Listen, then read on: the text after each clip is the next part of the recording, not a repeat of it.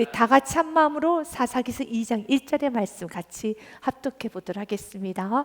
여호와의 사자가 길갈에서부터 복임으로 올라와 말하되 내가 너희를 애굽에서 올라가게 하여 내가 너희의 조상들에게 맹세한 땅으로 들어가게 하였으며 또 내가 이르기를 내가 너희와 함께한 언약을 영원히 어기지 아니하리니. 아멘. 하나님께서는 이스라엘 백성에게 메시지를 전하고 있습니다. 길갈에서부터 복임으로 올라 말하는 것. 역시 복임의 뜻은 참 중요한 의미를 갖고 있습니다. 복임의 뜻은 울다, 통곡하다는 의미를 가진 동사로서 빠카에서 유래한 복수 능동태 분사형으로 통곡하는 사람들이라는 뜻을 갖고 있습니다. 복임은 통곡하는 사람들입니다. 오늘 이들이 통곡하고 있습니다. 사사기서 2장 여러분 4절 말씀에 이렇게 성경 기록되어 있습니다. 여호와의 사자가 이스라엘 모든 자손에게 이 말씀을 이름해 백성이 소리 높여 운지라. 어떤 말씀을 전했길래 백성이 그토록 소리 높여 울었을까요? 그리고 백성들이 소리 높여 우는 그 모습을 보면서 오늘 성경은 복임이라고 합니다. 복임의 뜻이 통곡하는 사람들이라는 그 뜻을 갖고 있어서 5절 말씀에 보면 이렇게 되었습니다. 그러므로 이렇게 이스라엘 백성들이 그 말씀을 듣고 통곡하면서 우는 그 모습을 보고 그러므로 그곳을 이름하여 복임이라고 하고 그들이 거기서 여호와께 제사를 드렸더라라고 되어 있습니다. 이게 복임은 하나님께 통곡하는 장소였습니다. 회개하는 장소였습니다. 하나님께 울고 엎드리는 장소입니다. 그래서 복임은 굉장히 중요합니다. 우리의 삶 속에서도 복임이 있어야 되는 겁니다. 우리의 삶 속에서도 하나님 정말 내가 그 은혜를 받고도 다시 내 마음이 갈라져 버렸습니다. 내가 세상과 타협을 하기 시작합니다. 세상이 많이 치우쳐졌습니다. 다시 믿음의 옷깃을 여미고 돌아와야 되는 겁니다. 그런데 중요한 것은 그들이 통곡하긴 했어요. 그래서 복임의 뜻 그대로 통곡하는 사람들, 통곡의 장소인 것 맞습니다. 그러나 우리는 사사기의 역사를 합니다. 통곡은 했지만 다시 또 범죄를 합니다. 회개하고 범죄하고 회개하고 범죄하고. 오늘 이 말씀을 듣고 우리가 오늘 강력히 기도해야 되는 것은 하나님 내 인생에 있어서의 복임의 축복, 통곡하는 축복이 있게 하여 주시옵소서. 그리고 연이어서 두 번째 이렇게 기도해야 됩니다. 하나님 그러나 내가 통곡했다면 내가 이 문제를 가지고 깊이 회개했다면 다시는 그 범죄를 하지 않을 수 있는 은혜를 나에게 충만하게 내려주옵소서. 통곡하는 거 너무 의미 있습니다. 애통하면서 주님 내가 너무 잘못했어요. 내가 지금 마음이 갈라진 거, 내가 하나님께서 하지 말라는 그 명령에 불순종하면서 세상에 치우쳐졌어. 하나님께서는 거룩하게 살라고 했는데 구별되어 살라고 했는데 세상 사람들처럼 내가 이 땅에서 세상 사람들처럼 먹고 마시고 입고 그렇다해서 그렇게 대단한 삶을 누리겠다는 것이 아니라 비전이 없었습니다. 중요한 건 지금 이스라엘 백성들은 비전이 없어요. 영적 비전이 없습니다. 달려가고자 하는 목표가 없습니다. 그냥 그럭저럭 살겠다는 겁니다. 그럭저럭 사는 인생, 하나님이 그 마음을 굉장히 싫어하세요. 겉으로 보기에는 지금 이스라엘 백성들 모습처럼요 예배도 드려요. 그들은 지금 하나님 믿는 것 같습니다. 그러나 그 마음에는 더 이상은 살고 싶어 하지 않는 마음이 있었어요. 하나님은 그 마음을 싫어하세요. 그 마음은 하나님께서 반드시 하나님 앞에 회개해야 되는 마음인 것입니다. 그들이 열심히 살지 않은 건 아닙니다. 그래서 사사기서 1장 말씀에 보면 그들은 영적 전쟁을 했어요. 그들은 희생했습니다. 미랄됐습니다. 그러나 거기까지 더 이상 하지 않겠다는 겁니다. 멈춰버렸습니다. 우리는 멈추면 안 되는 겁니다. 천국의 그날까지 전진해야 되는 것입니다. 그래서 1장 19절과 제가 몇 절을 좀 여러분들 읽음으로써 그들의 영적 상태를 좀 보기 원합니다. 여호와께서 유다와 함께 계셨으므로 그가 산지 주민을 쫓아내었으나 골짜기에 주민들의 철병거가 있으므로 그들을 쫓아내지 못했으며 쫓아내기도 했습니다. 그러나 철병거 지금 너무 환경이 좋지 않았어요. 상황이 좋지 않아서 멈췄어요. 그리고 나이도 들었습니다. 지쳤습니다. 멈췄어요. 그래서 성령 충만은 명령이고 매일매일 성령 충만해져야 됩니다. 어제 성령 충만한 거 압니다. 여름에 한 달 전에 정말 뜨겁게 전도한 줄 압니다. 오늘 여러분의 심령에, 지금 여러분의 마음에 영혼에 대한 열정이 있는가? 이 부분을 점검해 보십시오. 한 달 전에 영혼에 대한 열정이 있었는 줄 압니다. 6개월 전에 뜨겁게 헌신하면서 정말 오직 예수의 신앙으로 산 줄 압니다. 그러나 오늘 지금 내 마음이 어떠한가? 한번 보십시오. 지금 이들은 정말 열심히 살았어요. 그럼 오늘은 이제는 그만. 이제는 그만. 우리는 언제 쉬어야 될까요? 천국 가서 쉬는 겁니다. 매일매일 성령 충만은 명령입니다. 21절의 말씀에도 베냐민 자손도 그러네요. 예루살렘에서 거주하는 여부수 족속을 쫓아내지 못하였으므로 여부수 족속이 베냐민 자손과 함께 오늘까지 예루살렘에 거주하니라. 쫓아내지 못했어요. 31절 말씀에도요. 아셀이 악고 주민과 시돈 주민과 알랍과 악십과 해발과 악빛과 루옵 주민들을 쫓아내지 못했다고 성경 기록됐어요. 아셀 족속이 그 땅의 주민 가나안 족속 가운데 거주하였으니 이는 그들을 쫓아내지 못함이었더라. 그러나 우리는 사사기 1장의 말씀을 통해서 알 수 있는 한 가지가 있었죠. 정말 그들이 힘이 없어서 쫓아내지 못하였나? 아닙니다. 그들은 가나안 족속들에게 노동을 시킬 만큼, 강제 노동을 시킬 만큼 그들은 힘이 있었어요. 내가 은혜 안에서 살 수 있는 힘이 있어요. 믿음으로 살 수 있는 힘이 있어요. 성령 충만하게 살 수 있는 힘이 있어요. 그러나 의지적으로 몰아내는 겁니다. 의지적으로 그 은혜를 거부하는 겁니다. 살려고 하는 의지가 없는 겁니다. 여러분의 영적 우울증이 걸리지 않는 축복이 있으시길 바라겠습니다. 세상에서도 우울증이란 게 있죠. 우울증이란 게 무엇입니까? 머리로는 알아요. 그런데 의지가 없어요. 머리로는 알아요. 일도 해야 되고 또한 관계도 맺어야 되고 정말 이것저것 해야 된다는 걸 알지만 아무것도 하기 싫어요. 힘이 없어요. 할 의욕이 없어요. 우울증이죠. 의욕이 없어요. 힘이 없어요. 영적 우울증도 마찬가지입니다. 알아요. 어떻게 살아야 되는지도 알아요. 어떻게 해야 되는지도 알아요. 그런데 의지가 없어요. 의욕이 없어요. 그래서 이렇게 영적 우울증, 이 영적 우울증이 걸리기까지는 좀 반복적인 불순종이 좀 있으면 영적 우울증으로 옵니다. 그래서 불순종하면 안 되는 거예요. 그래서 의지적으로 순종의 길을 가셔야 되는 겁니다. 순종의 길을 가셔야 되는 겁니다. 성령 충만은 오늘 성령 충만할 때 내일도 성령 충만할 수 있어요. 그래서 여러분 자신을 볼 때 내가 지금 성령으로 충만하지 않구나, 내가 지금 은혜로 충만하지 않구나 하면은 의지적으로 더 예배 자리에 나오셔서 더 순종으로, 더 믿음으로, 더 아멘 하면서 자기의 육신을 꺾고 정말 의지적으로 주님 앞에 겸허한 모습으로 나아갈 때 다시 하나님께서 은혜를 부어주어서 신앙생활하는 것이 전혀 어렵지 않도록, 믿음의 길 가는 것이 전혀 힘들지 않고 버겁지 않도록 은혜를 내려주시는 것입니다. 오늘 이스라엘 백성들이 가나안 거민을 쫓아내지 못하는 이유가 정말 그들이 힘이 없어서, 실력이 없어서, 또한 그들은 할 수 없는 것이 아니라 할 수 있지만 안 했어요. 그들 하지 않았습니다. 그 결과가 바로 이제 그들이 주님 앞에 범죄하고 무너지기 시작하는 것입니다. 그랬을 때 하나님께서는 이들에게 책망하는 겁니다. 너희들이 하나님이 나에게 주었던 그 약속의 말씀 다 잊어버리고 다시 세상을 향해 나아가는 그 모습, 하나님께서 이스라엘 백성들에게 책망할 때 이스라엘 백성들 통곡하고 울어요. 그 책망의 내용이 2절과 3절입니다.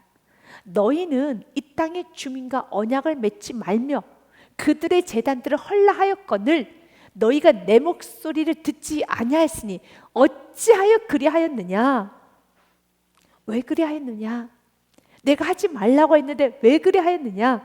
3절 말씀 보니 그러므로 내가 또 말하기를 내가 그들 너희 앞에서 쫓아내지 아니하리니 그들은 너희 옆구리에서 가시가 될 것이며 그들 신들이 너희에게 올무가 되리라 하였노라. 이 말씀을 듣고 이들 통곡하기 시작합니다. 잘못했다고 주 앞에 회개를 하기 시작합니다.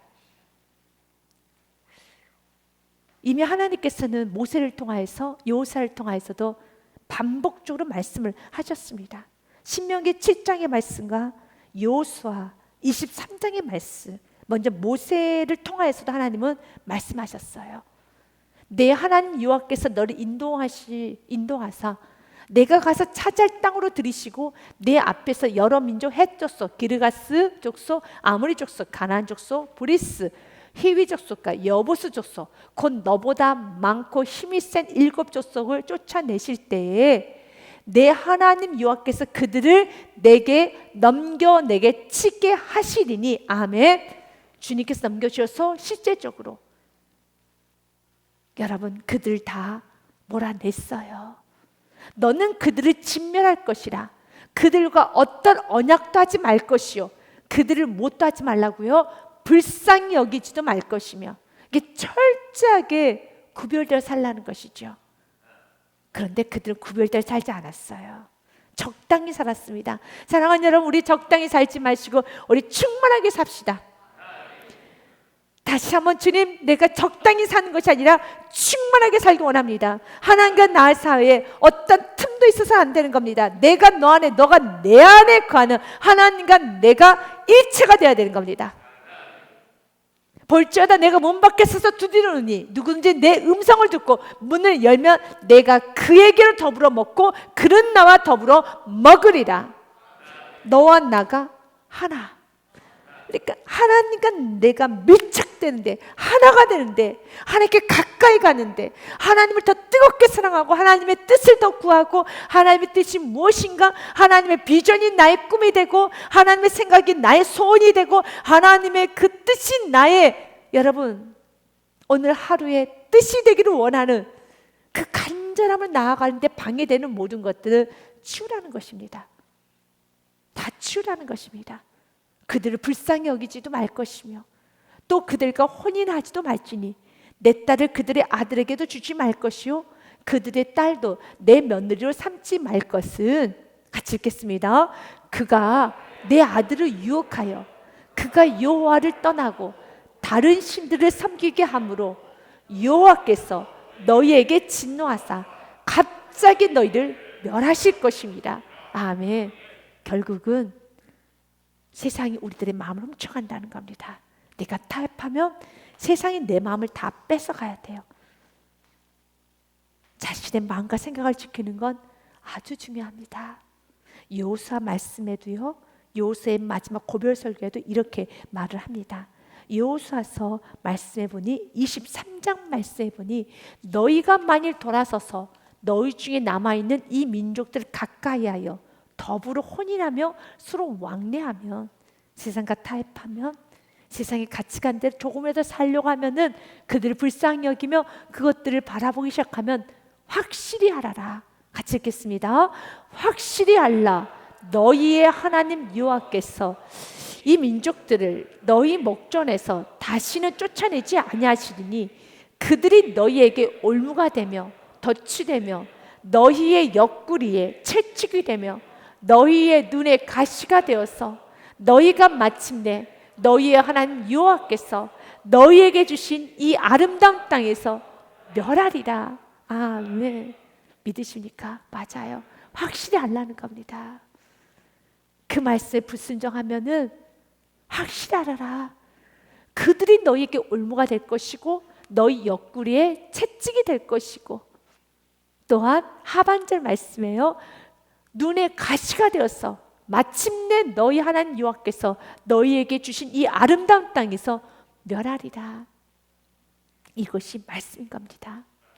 우리가 이런 말씀 읽다 보면 이제 이 말씀 문자적으로 해석하면, 아, 그러면 목사님 정말 세상을 쳐다보지도 말고 운둔 생활 해야 되는 건가요?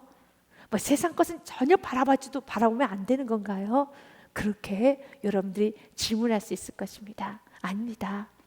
우리는 세상에서 빛이 되어야 되고 세상에서 소금이 되어야 되는 겁니다. 세상 속에 살아야 되는 겁니다. 하지만 날마다 이런 말씀을 듣고 우리는 깨어있지 아니하면 어느 순간에 세상에 치우쳐져요. 나의 신분을 잊어버린다는 겁니다. 내가 예배자라는 거, 내가 성도라는 거, 내가 하나님만 경외하는 삶을 살아야 되고 어떤 순간에도 하나님 이름만 높여야 된다는 걸 잊어버린다는 겁니다. 우리는 날마다 기억해서 이런 말씀을 듣고 또 들음으로써 맞아, 나는 세상에 속한 자가 아니지 하늘에 속한 자지. 난 먹든지 마시든지 내가 무엇을 선택한 선택의 기준은 하나님의 영광이지.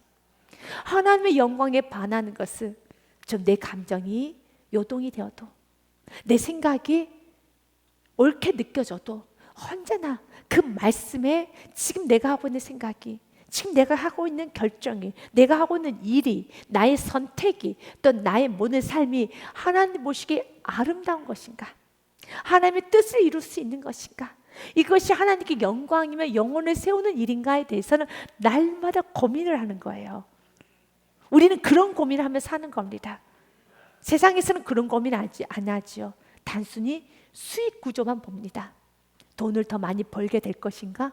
이것을 통해서 내 명예가, 이것을 통해서 내 자리가, 이것을 통해서 더 나의 권위가 높아질 것인가? 이것만 생각하죠. 그러나 우리는 그것만 생각하지 않습니다.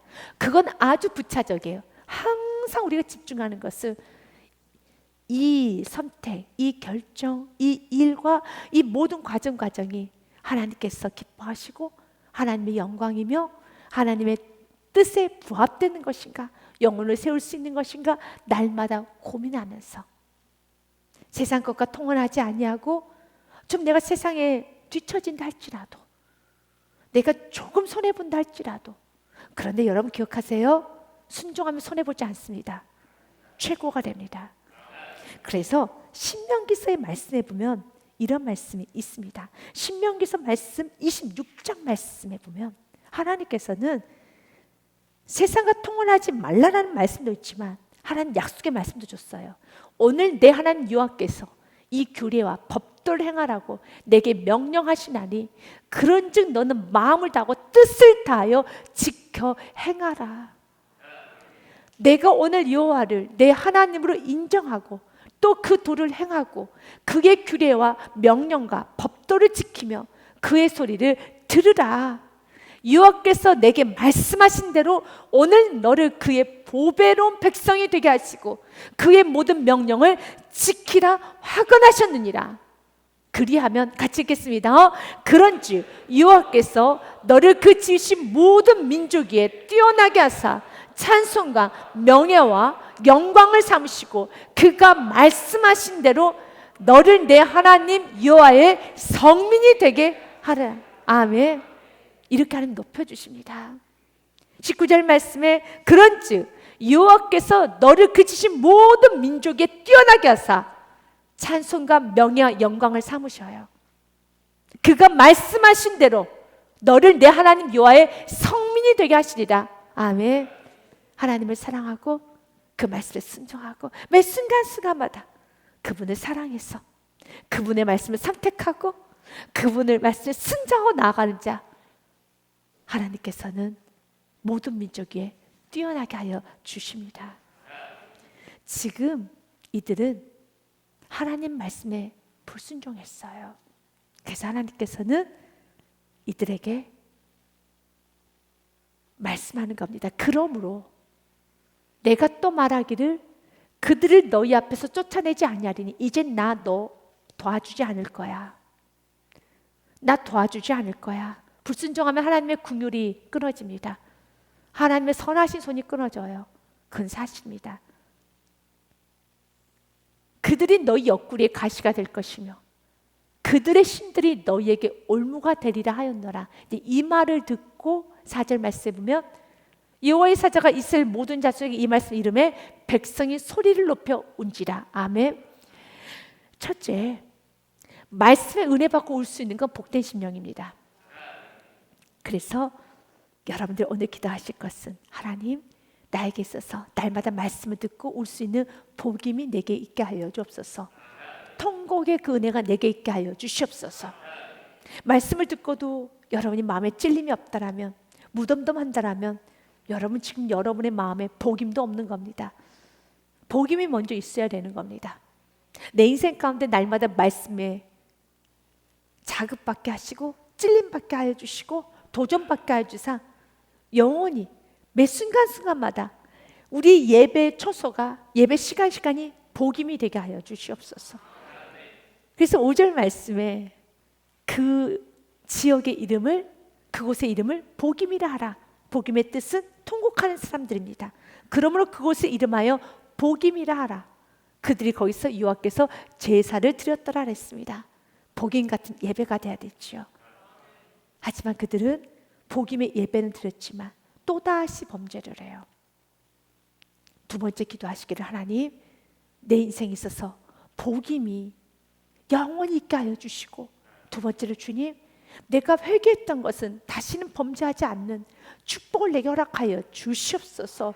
베드로 후서 말씀해 보면 개가 그 토한 걸 먹는 것처럼, 어리석은 것처럼 회개하고 또다시 범죄하는 건 마치 그 어리석은 개와 같아 라는 말씀을 합니다. 의의 도를 안 후에 받은 거룩한 명령을 저버리는 것보다 못하는 것이 도리어 그들에게 나으니라 라고 말씀하면서요, 참된 속담을 이르기를, 개가 그 토하였던 것에 돌아가고 돼지가 씻었다가 더러운 구덩이에 도로 누웠다는 말이 그들에게 응하였도다. 이렇게 회개한 것을 다시 또 범죄하는 것은 개와 돼지와 같은 그런 삶이란다. 잠언 말씀에도 기록이 됐습니다. 개가 그 토한 것을 도로 먹는 것 같이 미련한 자는 그 미련한 것을 거듭 행하느니라. 우리는 미련하게 살면 안 되는 겁니다. 그래서 오늘 기도하셔야 돼요. 주님, 내가 개와 돼지와 같이 미련하게 회개한 걸 또 범죄하고 또 범죄하는 그런 삶을 살지 않게 하여 주시옵소서. 그런데 개와 돼지보다 더 미련한 사람이 있어요. 그 사람은 바로 12절입니다. 같이 읽겠습니다. 시작. 내가 스스로 지혜롭게 여기는 자를 보느냐, 그보다 미련한 자에게 오히려 희망이 있느니라. 여러분, 우리가 개나 돼지에 관한 이 말씀 읽었을 때 참 어리석다. 어떻게 토한 걸 또 먹고 씻었는데 다시 그 더러운 구덩이에 눕는 그 개와 돼지.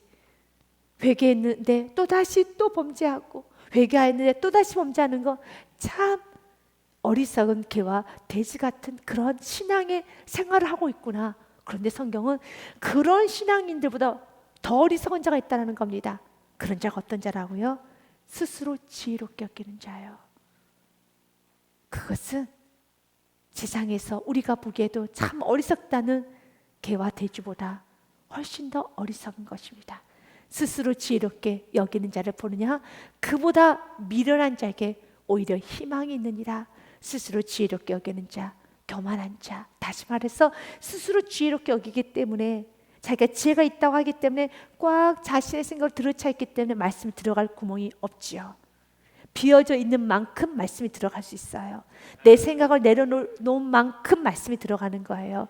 여러분의 생각으로 가득 차 있으면 개와 돼지보다 훨씬 더 미련해서 성경 말합니다. 희망이 없어. 희망이 없어라고 말합니다. 세 번째 기도하십시오. 하나님, 내가 언제나 말씀을 들을 수 있도록 내 생각을 버릴 수 있는 그 은혜 내게 주시옵소서. 오늘 이스라엘 백성들은 많이 통곡합니다. 그러나 이스라엘 백성들은 또다시 범죄를 했지요. 그럼에도 불구하고 하나님은 그들에게 끊임없이 은혜를 보여주십니다.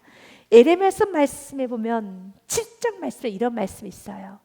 오직 내가 이것을 그들에게 명령하여 이르기를, 너희는 내 목소리를 들으라.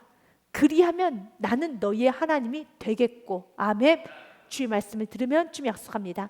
나는 너희의 하나님이 되겠고 너희는 내 백성이 되리라. 너희는 내가 명령한 그 모든 길로 걸어가라. 그리하면 복을 받으리라 하였으나 그들이 순종하지 아니하며 귀를 기울이지도 아니하고 자신의 악한 마음의 꾀와 완악한 대로 행하여 그 등을 내게로 돌리고 그 얼굴을 향하지 아니하였으며. 사랑하는 여러분, 은혜 앞에서 외면하지 마십시오. 눈 감지 마십시오. 마음 닫지 마십시오. 그러면 안 되는 겁니다. 그들은 등을 내게로 돌리고 그 얼굴을 향하지 아니하는 거예요. 그러면 어둠밖에 없어요.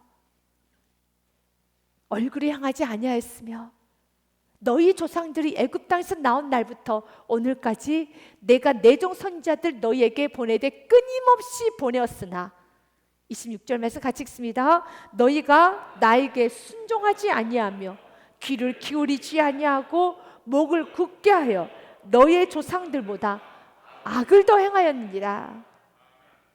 아멘. 사랑하는 여러분, 목을 굳게 하면 안 됩니다. 우린 연약합니다. 우리 치우칠 수 있습니다. 우리 정말 완전하지 않습니다. 은혜를 많이 받아도, 기적을 많이 체험해도 어느 영적 싸움 하는 게 두려울 수도 있고 지칠 수 있고 나도 이젠 좀 그만했으면 좋겠다 라는 마음이 들 수 있습니다.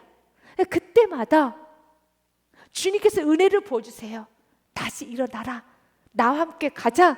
다시 일어나라, 나와 함께 가자 라고 말씀할 때 그 말씀에 은혜를 받고 일어서면 되는 것인데, 그 은혜를 자기 스스로 엄청난 힘을 가지고 거부하면서 마음이 완악한 마음을 계속 키워나간다라면, 그 고집을 계속 키워나간다라면 안 돼요.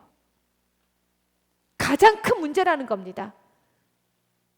언제나 여러분의 심령은 은혜 받는 심령이 되십시오.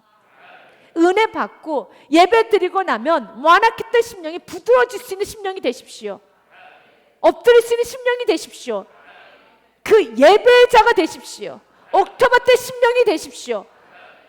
오늘 성경은 뭐라고 되어 있습니까? 25절에 내가 선지자들 꾸준히 너에게 보내되 끊임없이 보내었으나 너희가 나에게 순종하지 아니하며 귀를 기울이지 아니하고 목을 굳게 하여 너희 조상들보다 악을 더 행하였느니라 라고 하고 있습니다. 하나님은 우리를 사랑하기 때문에 우리의 마음을 매만져줘요. 다시 은혜 안에 거할 수 있도록, 다시 행복한 길을 갈 수 있도록, 다시 기쁨이 쏟아나도록. 그래서 그 은혜를 그대로 받아들여야 되는 겁니다. 주님께서 내 마음 흔드실 때 그 순간에 아멘 하면서 기뻐하면서 주님 감사합니다, 다시 내일 또 내가 어두워질 걸 걱정하지 마시고 오늘 내게 주신 은혜 앞에서 감사하면서 그 은혜를 지켜 또 나아가는 겁니다. 지키고 또 나아가는 것입니다. 그리고 다 소진했으니까 다시 은혜 받으면 되는 겁니다. 또 은혜 받고 또 사랑하고 또 기뻐하며 감사하며 섬기고 나아가면 되는 것입니다. 이것이 우리의 사명입니다. 그런데 그들은 그렇게 하지 않았어요. 그들은 통곡만 하고 다시 범죄했지요. 그래서 6절 말씀에 보면은 여호수아가 죽고 난 후에는 이젠 영적 침체기, 어두운 침체기가 온다는 말씀이 기록이 됐어요. 전에 여호수아가 백성을 보내매 이스라엘 자손이 각기 그들의 기업으로 가서 땅을 차지하였고, 7절 말씀 같이 읽겠습니다. 백성이 여호수아가 사는 날 동안과 여호수아 뒤에 생존한 장로들 곧 여호와께서 이스라엘 위하여 행하신 모든 큰 일을 본 자들이 사는 날 동안에는 여호와를 섬겼더라. 아멘. 그날에만, 여호수아가 살아있는 동안에만, 또 여호수아와 함께 거하였던 장로들이 살아있는, 그러니까 늙은이들이 살아있는 그 동안에만 여호와를 섬겼고, 우리의 다음 세대들은 여호와를 섬기지 아니했다는 겁니다. 그래서 믿음의 유산을 남겨주셔야 돼요. 믿음의 유산을 잘 남기기 위해서는 사랑하는 여러분, 그들에게 살아계신 하나님을 전해야 되는 겁니다. 살아계신 하나님을 전하기 위해서는 끝까지 여러분 성령 충만하셔야 돼요. 여러분들이 살아계신 하나님을 체험했는데 여러분의 마지막 모습이 전혀 살아계신 하나님과 동행하지 않고 사는 삶을 산다라면 아무리 여러분이 받았던 그 은혜 체험은 여러분으로서 여러분 종결되는 거예요. 끝까지 살아계신 하나님께서 나를 어떻게 붙드시고 신앙생활을 어떻게 하는 것이며 이 땅에서 어떻게 살아가는 것인가를 보여주셔야 됩니다. 보여주셔야 됩니다. 이것이 바로 우리가 자녀를 사랑하는 방법이에요. 여러분들 많은 은혜를 받았을 것입니다. 그런데 지금 이스라엘 백성들처럼 분명히 가나안 족속을 쫓아내었던 시간도 있었지만 지금 쫓아내지 않아요. 지금 쫓아내지 아니하고 가나안 족속들과 같이 통혼하면서 강제 노동도 시켜가면서 그냥 같이 살아갑니다. 그 모습을 보고 있는 거예요. 쫓아내면서 하나님 오직 예수의 신앙으로 오직 말씀 붙들고 이스라엘 백성들이 어떻게 살았는 줄 아십니까? 여리고성 직전 앞에서, 그 여리고성 앞에서 할례를 행했어요. 그런 모습을 언제까지? 죽는 그날까지 보여줘야 되는 겁니다. 세상에 그 여리고성 앞에서 여러분 모든 남성들이 토경수술을 한 겁니다. 다 들어 누워 있습니다. 이제 그냥 죽는 거예요. 죽는 겁니다. 그럼 하나님께서 명령하셨기 때문에, 할례를 행하라는 그 명령을 하였기 때문에 그 여리고성 앞에서 가나안 거민이 창을 들고 있는 그 창 앞에서 이젠 이스라엘 남성들이 다 누워 있어요. 표피를 다 떼어냈습니다. 그것이 다시 살이 덮어서 자랄 때까지 움직일 수가 없어요. 여러분, 할례가 무엇입니까? 남성들 성기의 표피를 떼어내는 겁니다. 움직이지 못하고 봉합이 될 때까지 다 누워 있는 겁니다. 누구 앞에서요? 여리고성 앞에서요. 그것이 바로 우리 부모 세대였습니다.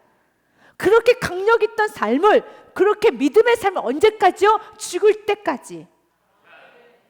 그 모습을 죽을 때까지 보여주셔야 되는 거예요. 죽는 그날까지도, 어둠의 그날이 여러분 들이오는 그날까지도 찬송하는 모습을, 예배하는 모습을, 믿음을 선택하는 모습을, 언제나 하나님을 경외하는 모습을 보여주셔야 되는 겁니다. 이건 우리의 힘으로 되는 게 아닙니다. 혹시 지금 여러분들 마음 가운데 내가 지금 열심히 충성하지만 이제 내가 나이 들었으니까 좀 뒤로 물러나야지 하는 생각을 하고 계신 분이 있습니까? 사단의 제대로 올무에 걸린 거예요. 히브리서 10장 말씀에 보면 성경 우리에게 이렇게 말을 합니다. 나의 의인은 믿음으로 말미암아 살리라. 또한 뒤로 물러가면 내 마음이 그를 기뻐하지 아니하리라 하셨느니라. 아멘. 주님이 기뻐하지 않습니다. 우리는 끝까지 주님의 기쁨 되어야죠. 주님은 어떠한 자를 기뻐하는 줄 아십니까?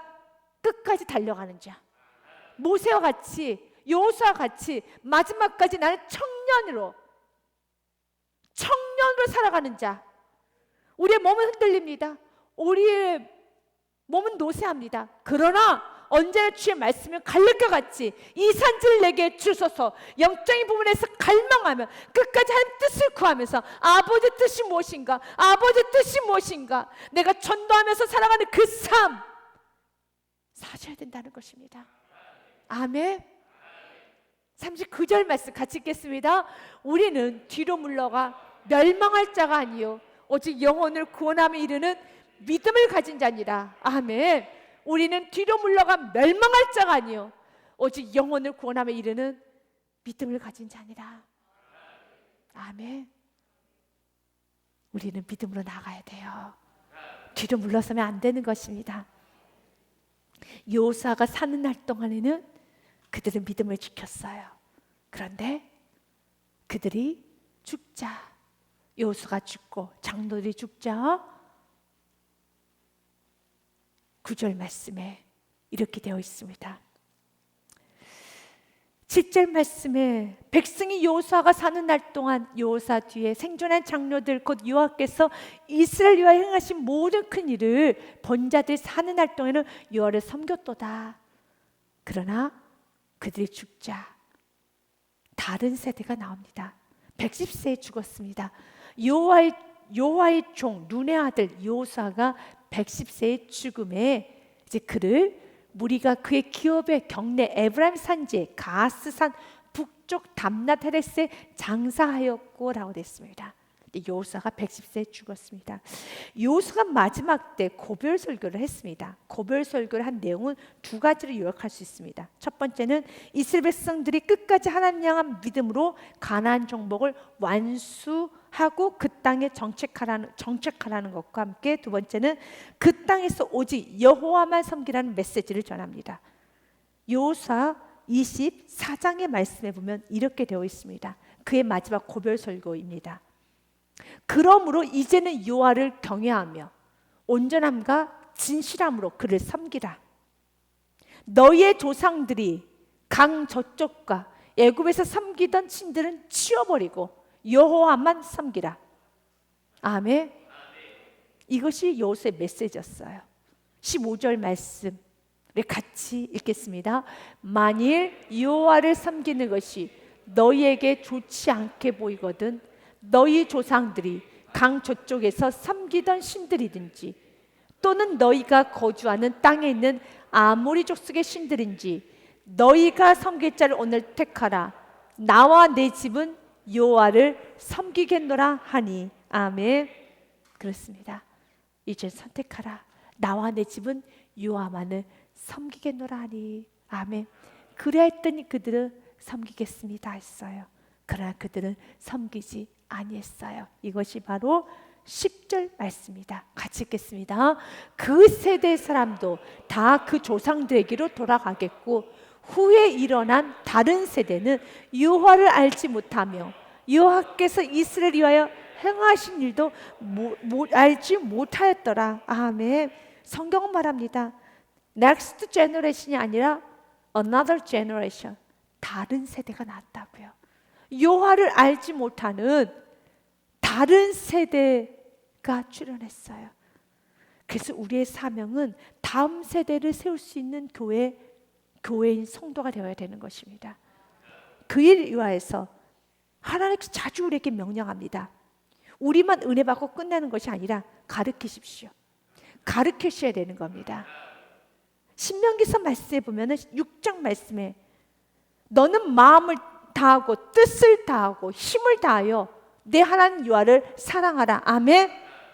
이것이 우리의 사명이죠. 그걸로 끝나는 거 아닙니다. 여러분 주님을 사랑하십니까? 그게 전부가 아니에요.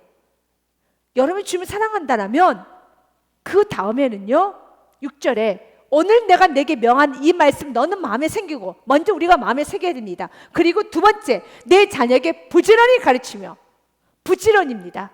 집에 앉아있을 때든지 길을 갈 때든지 누워있을 때든지 일어날 때든지 이 말씀을 강론할 것이며 아멘. 부지런히 가르치십시오. 그래서 여호수아도 여러분 요단강을 건널 때 이스라엘 지파 족장들에게 돌을 하나씩 주라고 했었습니다. 왜냐하면 요단강을 건너는 건 하나님의 기적이죠. 그 기적의 증표를 우리 아이들에게 가르쳐 줘야 되기 때문에 돌을 하나씩 가져와라.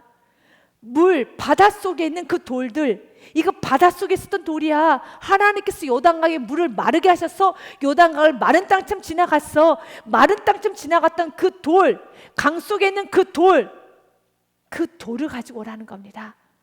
여호수아 4장 말씀에 보면요 그들에게 이르되 요단 가운데로 들어가야 너희 하나님 여호와의 궤 앞으로 가서 이스라엘 자손들의 지파의 수대로 각기 돌 한 개씩 가져다가 어깨에 매라.